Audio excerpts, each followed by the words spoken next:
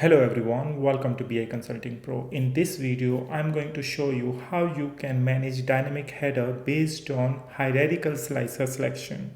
That means, suppose you have hierarchical slicer like this, where I have my country, then I have state provinces, and I have my city. So based on the selection over here, my header of my visualization should get changed. For example, suppose if I select a city, then it should show me the total sales for city. If I'm gonna select the state or province, it's gonna show me that name. Otherwise, it's gonna show me the country.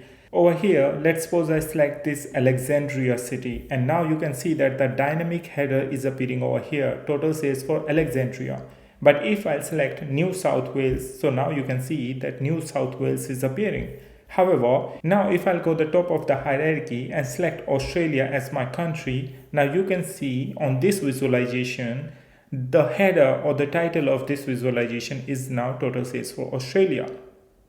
So how did I do it and how you can do it? I'm gonna let you know in this video. So please stay tuned with me till the end of this video.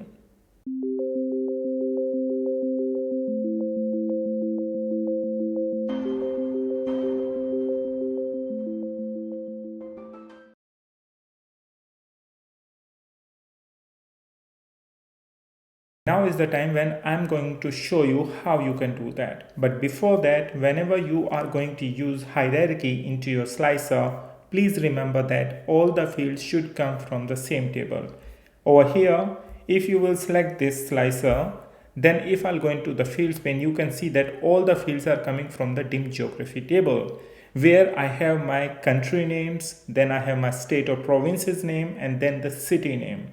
That was the one thing. Second thing, how it's gonna work, we have to first check which field is going to be filtered. Over here, you can see that my top selection is on the country. But if I'll go inside this, then it's the state or province. And if I'll go further down, then you will see it's the city. That means city is going to filter it out at last. Over here on the slicer, you can see that my first level of selection is country. Then the second level is my state or province name, and lastly, the third level is my city name. Levels can go further. It's up to you what kind of hierarchy you are going to use into your slicer.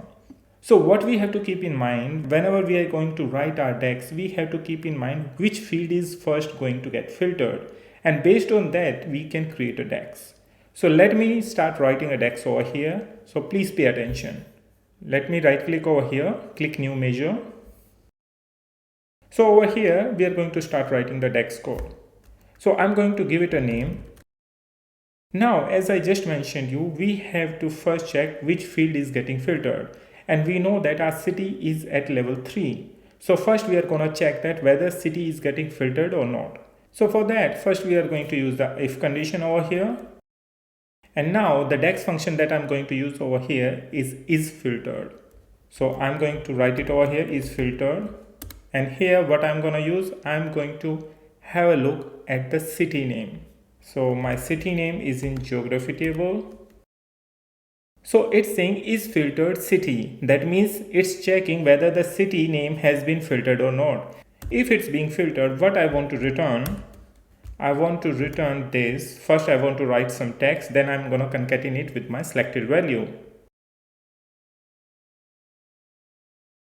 So in this line of code, we have just checked whether the city has been filtered or not. If it has been filtered, then we are writing your selection is and that particular city name. Similarly, we are going to do it for the state or province name and the country name. So let me do it quickly over here.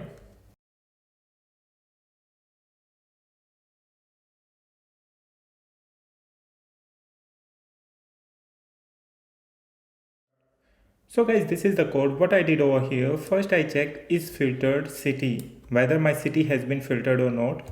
Whichever is going to be your lowest level of hierarchy, you have to check that first, because that is not gonna filter initially.